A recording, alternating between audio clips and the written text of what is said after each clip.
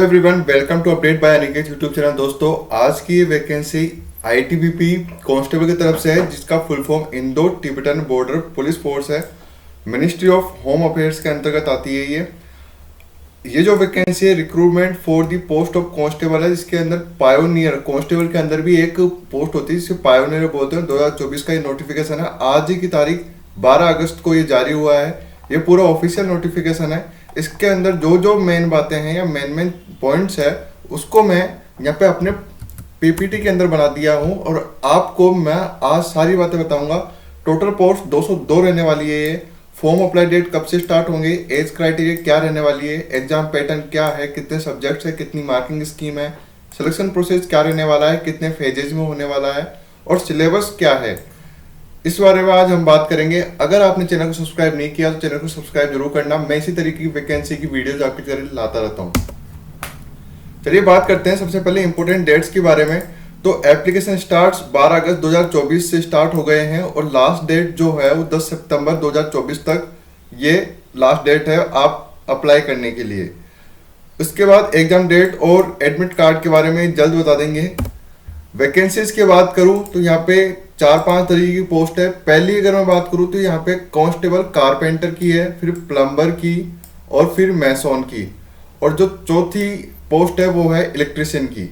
इसके अंदर बात करूं अनरिजर्व कैटेगरी की तो SC ST OBC EWS इन्होंने इस तरह से पहले ही रिजर्वेशन कर दिया है सभी कैटेगरी के लिए। लेकिन बात करें हम, ये मेल और फीमेल दोनों के लिए रहने वाली है। और टोटल पोस्ट जो है यहाँ पे 61 for carpenter and 10 post female carpenter, यानी कि टोटल पोस्ट 71 रहने वाली है।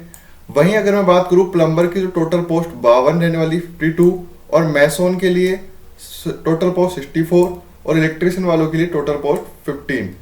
यही सबसे पावर वाली जॉब है इलेक्ट्रिशियन, सबको अच्छा लगती है इसलिए। चलिए बात करते हैं एलिजिबिलिटी के लिए। तो एलिजिबिलिटी आपकी 18 से 23 साल तक आपकी उम्र होनी चाहिए, एज क्राइटेरिया। और इसके बाद यहाँ पे इन्होंने बताया कि 10th पास या 10th से ऊपर या 10th तक की आपके लिए यहाँ पे मार्कशीट मांगी है। बात करें मोड ऑफ सिलेक्शन तो यहाँ पे देखो, सबसे पहले आपका होगा फिजिकल एफिशिएंसी टेस्ट और फिजिकल स्टैंडर्ड टेस्ट। इसको मैं फेज 1 बोल रहा हूँ। उसके बाद अगर आप इसमें पास होते हैं, क्वालिफाई होते हैं, तो आपका रिटर्न एग्जाम होगा, उसको बोलता हूँ मैं सेकंड फेज। और जो थर्ड फेज है वो है आपकी ट्रेड टेस्ट। मान लो आप कारपेंटर में जाना चाहते हो या प्लम्बर में जाना चाहते हो या इलेक्ट्रिशियन में जाना चाहते हो, तो इसको थर्ड फेज बोल देता हूँ। और मेडिकल एग्जामिनेशन लास्ट प्रोसेस है आपकी। तो इन 3 स्टेप के अंदर आपका एग्जाम होगा। चलिए बात करते हैं फेज 1 के अंदर कितनी दौड़ होनी चाहिए, क्या लंबाई होनी चाहिए, क्या हाइट होनी चाहिए, उसके बारे में यहाँ पे बता रखा है। फिजिकल एफिशिएंसी टेस्ट यानी कि पीईटी के अंदर आपको 1.6 किलोमीटर की रेस होगी, यानी कि 1600 मीटर की दौड़ होगी और आपको 7.5 मिनट के अंदर पूरी करनी है। सबसे बढ़िया बात यहाँ पे है ये है कि आर्मी के अंदर 5:45 का टाइम दे रखा है आपको 1600 मीटर के लिए, और बाकी अदर जॉब जो भी होती है जैसे कि एयरफोर्स और नेवी, उसके अंदर 6 मिनट का टाइम दे रखा होता है। लेकिन यही एक पोस्ट ऐसी है कि आपको 7.5 मिनट के अंदर 1.6 किलोमीटर पूरी करनी है। साथ ही साथ यहाँ पे 11 फीट लॉन्ग जंप है, आपको 3 चांसेस दिए जाएंगे, और 3.5 फीट हाई जंप है, यहाँ पे भी आपको 3 चांसेस दिए जाएंगे। ये बात हो गई मेल कैंडिडेट्स की। अब बात करें अपन फीमेल कैंडिडेट्स के बारे में, तो उनकी सिर्फ 800 मीटर की रेस होगी और 4 मिनट 45 सेकंड के अंदर होगी।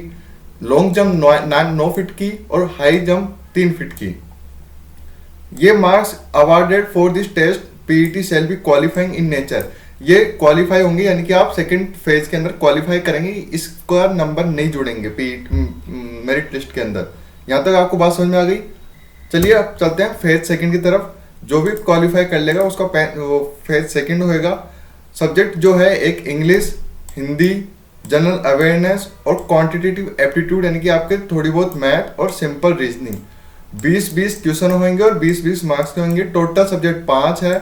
20 गुणा 5 आपका 100 नंबर का पेपर होगा और 100 क्वेश्चन पूछे जाएंगे आपसे। बात करूं अगर टाइम ड्यूरेशन की तो 2 घंटे आपको दिए जाएंगे, और ये सारा के सारे सब्जेक्ट 10th बेसिस पे पूछा जाएगा। इन्होंने यहाँ पे पहले ही क्लियर कर दिया है। चलिए बात करें फेज थर्ड की, जो कि ट्रेड टेस्ट होएगा। वो होगा कारपेंटर, मैसोन और प्लम्बर का, इलेक्ट्रिशियन का भी होएगा यहाँ पे। और इसके अंदर जो है 50-50 मार्क्स के पेपर होंगे। मान लो कोई कारपेंटर के लिए जाना चाहता है तो सिर्फ 50 मार्क्स का होगा, सिर्फ आपको इसी का पेपर देना होगा, ये बाकी के 2 नहीं देने होंगे। मान लो कोई मैसोन में जाना चाहता है तो उसको भी ट्रेड टेस्ट देना पड़ेगा 50 नंबर का। इसी तरीके से प्लम्बर और सिमिलरली एज इलेक्ट्रिशियन के लिए। Thank you everyone for watching this videos. अगर आपको ये वीडियो अच्छी लगती है, अगर आपको ये वैकेंसी और चाहिए तो आप मेरे चैनल को सब्सक्राइब कीजिए। मिलते हैं एक और नई वीडियो के साथ, तब तक जय हिंद।